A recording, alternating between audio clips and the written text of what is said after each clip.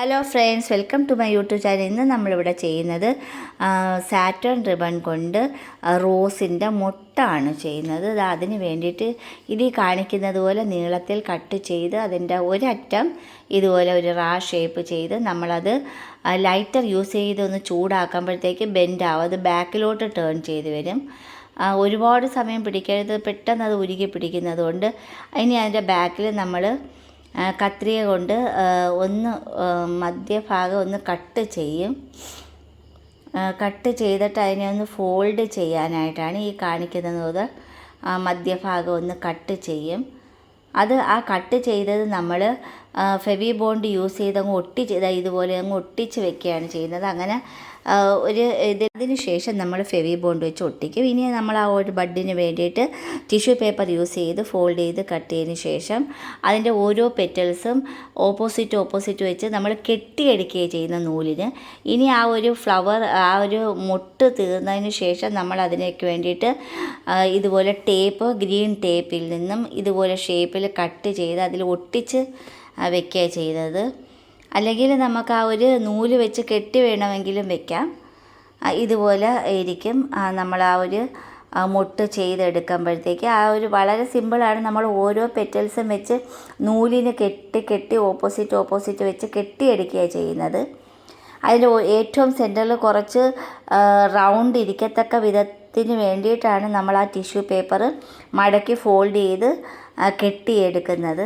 ഇനി നമ്മൾ ആ ഒരു 3 സൈഡിലും ആ ഒരു ലീഫിൻ്റെ ആ ഒരു ബഡിൻ്റെ ആ ഒരു സാധനം നമ്മൾ കട്ട് ചെയ്തതിന് ശേഷം നമുക്കത് ഫെവി ബോണ്ട് വെച്ച് ഒട്ടിച്ചതിന് ശേഷം നമുക്ക് ഇതുപോലെ ചുറ്റി വരിഞ്ഞെടുക്കാം.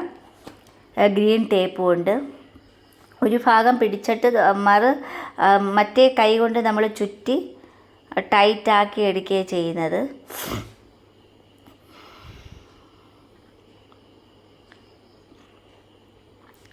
ഇതുപോലെ നമുക്ക് ടൈറ്റാക്കി എടുക്കാം. താഴോട്ട് വളരെ സാവകാശത്തിൽ നല്ലൊരു മുട്ട, റോസിൻ്റെ നല്ലൊരു മുട്ട ആണ് നമ്മൾ റെഡിയാക്കുന്നത്.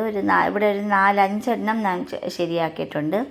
ഇനി നമ്മൾ ആ ഓരോ പെറ്റൽസും നമ്മൾ ഫെവി ബോണ്ട് വെച്ച് ഒട്ടിച്ചൊരു ഷേപ്പ് ആക്കി എടുക്കും ഫെവി ബോണ്ട് യൂസ് ചെയ്ത്. എന്നാൽ മാത്രമേ അതിങ്ങനെ വിടർന്ന് വരാത്ത വിധം അത് ഒട്ടിയിരിക്കാൻ സാധ്യതയുള്ളൂ. ഇതുപോലെ നമ്മളിനി ഗ്രീൻ ടേപ്പിന് അതിനെ ചുറ്റി ടൈറ്റാക്കി വെച്ച് കഴിഞ്ഞ് ഇതുപോലെ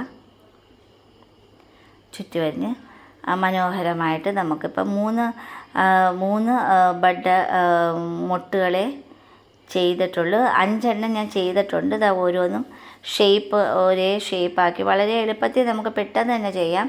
അതുപോലെ തന്നെ നമ്മൾ ഈ സാറ്റൻ റിബൺ യൂസ് ചെയ്യുമ്പോഴൊക്കെ നമ്മൾ ചെയ്യുന്നത് ലൈറ്റർ യൂസ് ചെയ്താൽ പെട്ടെന്ന് തന്നെ അത് നമുക്ക് ബാക്കിലോട്ട് ബെൻഡ് ചെയ്യത്തക്ക വിധത്തിൽ നമുക്ക് ചെയ്തെടുക്കാം. മനോഹരമായിട്ടുള്ള മുട്ടുകളാക്കി നമുക്ക് എടുക്കാം. ഇതിൽ ലീവ്സിൻ്റെ ആവശ്യമില്ല. ലീവ്സ് വേണമെങ്കിൽ നമുക്കത് ഇൻക്ലൂഡ് ചെയ്യാം. ഇതുപോലെ ചെറിയ മുട്ടുകൾ പല കളർ, ഇവിടെ ഇപ്പം പിങ്ക് കളർ ആണ് ഞാൻ യൂസ് ചെയ്തിരിക്കുന്നത്. എനിക്ക് ഏറെ ഇഷ്ടവും എനിക്ക് പിങ്ക് കളറാണ്. നമുക്ക് വേണമെങ്കിൽ റെഡ് കളറോ അല്ലെങ്കിൽ വൈറ്റ് കളർ വേണമെങ്കിൽ യൂസ് ചെയ്യാം.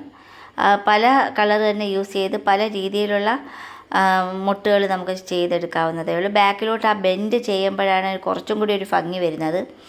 അത് വിടർന്ന് പോവാത്ത വിധം നമ്മൾ 4 സൈഡിലും ആ ഒരു ഫെവി ബോണ്ട് ഒട്ടിച്ചെടുത്ത് മനോഹരമായ റോസിൻ്റെ മുട്ടുകളാക്കി എടുക്കുക.